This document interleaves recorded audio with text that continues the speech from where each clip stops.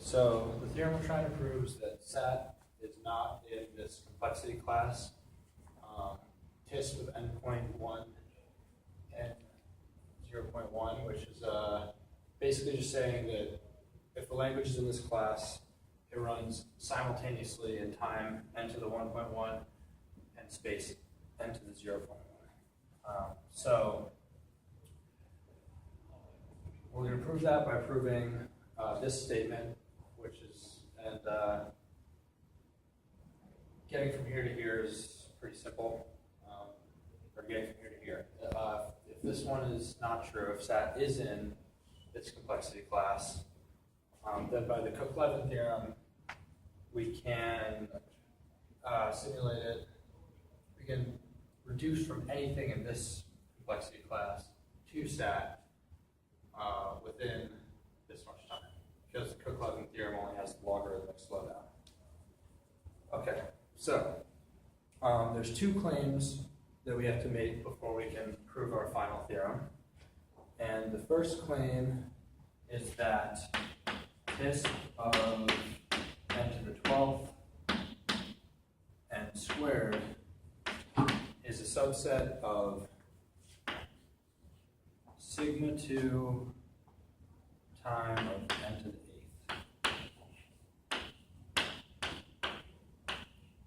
So sigma 2 time of n to the 8th is just the complexity class of alternating term machines which alternate twice. Okay, so say we have some language in TISP of n to the 12th n squared, and it's language L, and it's decided by M.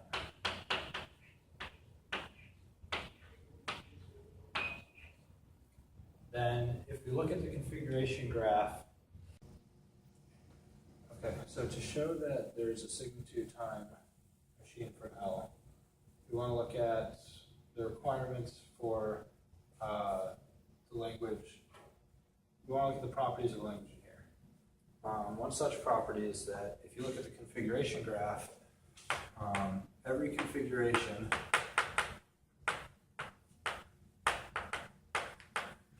is in space, can be written in space n squared.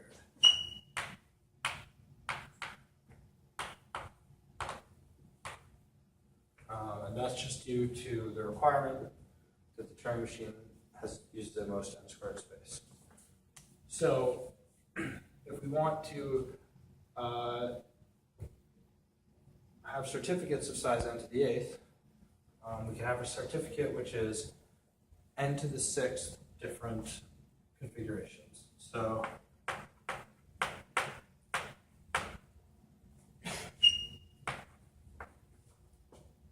n to the 6 configurations.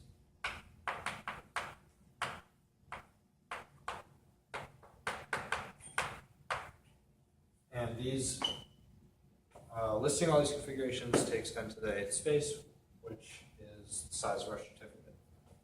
So what do we want to show? So if we have a configuration graph, and what we want to show is that we can list a sequence of n to the 6th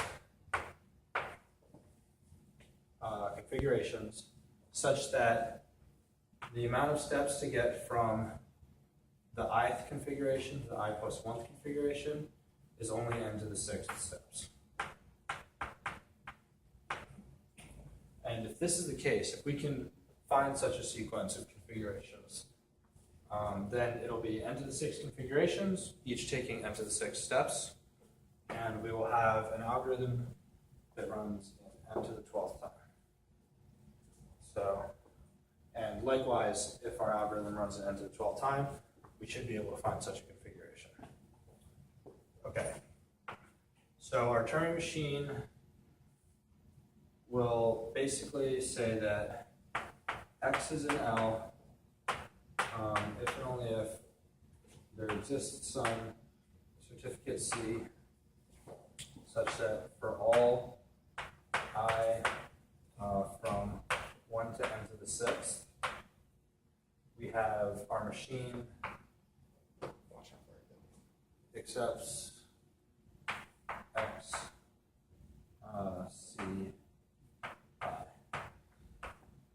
And so we want to design a machine that accepts XCI with these conditions, if and only if X is a no. So what we're going to do is say that the machine M tests whether, the machine tests whether this machine running on X, whether the string of configurations, whether the number of steps between the I configuration and the I plus 1 configuration is within n to the 6.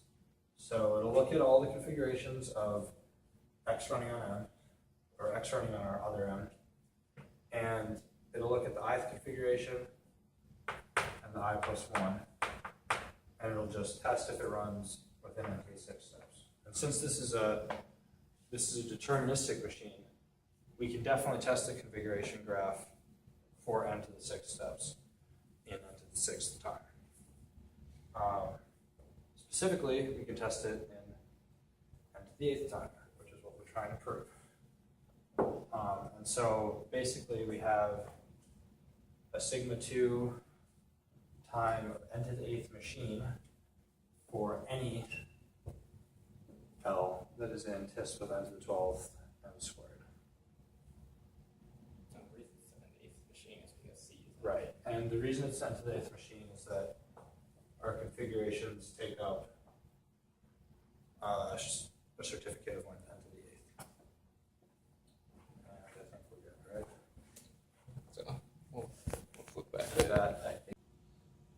All right, so the next thing we have to prove before we get to the main proof is that if n time n is a subset of d time n to the 1.2, then sigma 2 time n to the 8th is a subset of n time n to the 9.6. And we will do this right here. If L is in sigma 2 time n to the 8th, then this is true, where X is in L if there exists a U such that for all V, M actually V equals 1.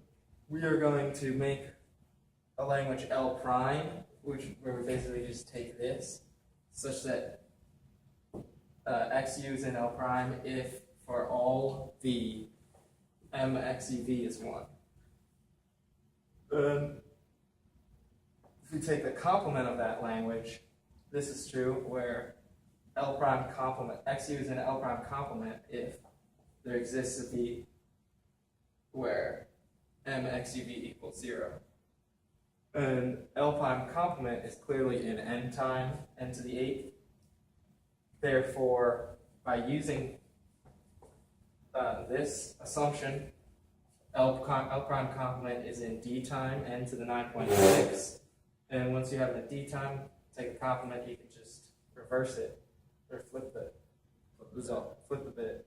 And so L prime is in d time n to the 9.6, which means that we have a deterministic time algorithm that solves this in d time n to the 9.6. So L can be written like this. Yeah, X is an L. Where X is an L if there's a U such that dxu equals 1. And from this is clearly in L is clearly in n time n to the 9.6 because d is in d time n to the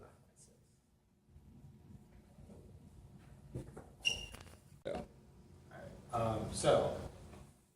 Now to prove our final theorem that n time of n is not a subset of TISP of n to the 1.2 and 0.2, we assume the opposite towards a contradiction. So we assume inclusion, and by relatively trivial padding argument, we can just say that n time of n to the 10th is a subset of TISP of n to the 12th n squared.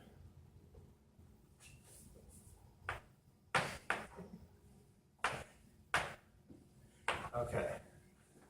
So, you know, and by our first lemma, this thing is a subset of sigma 2 time of n to the 8th.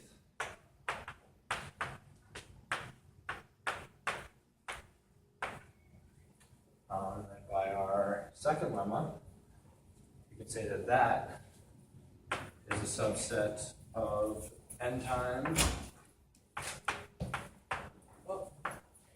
of n to the 9.6. guys? Yeah, we'll be a couple more minutes. Alright. 3 minutes. And sorry for the distraction. And therefore we have n time of n to the 10th being a subset of n time of n to the 9.6. But we know this isn't true by the non-deterministic hierarchy theorem, so we've reached a contradiction. That's all. All right, we're going. Okay, so one last note. It's come to my attention that I never talked about the assumption of this lemma, which I should. So the assumption is simply true because we're taking this assumption, this assumption, which is the same thing as, no, it's the first one, same thing as this, just without a space constraint.